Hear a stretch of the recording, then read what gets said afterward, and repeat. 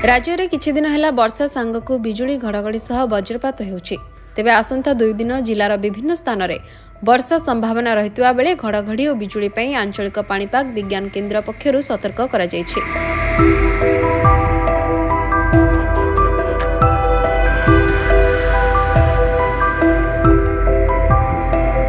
विशेषकर उत्तर आभ्यंतरीण ओडिशा सह उपकूल ओडिशा रे बिजुली घड़घड़ी नहीं पाणीपाग केन्द्र सतर्क कराइछि।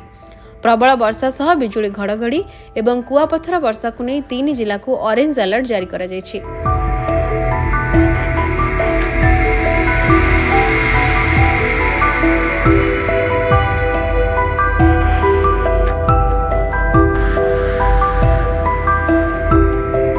राज्यर विभिन्न स्थान में वज्रपात हेब।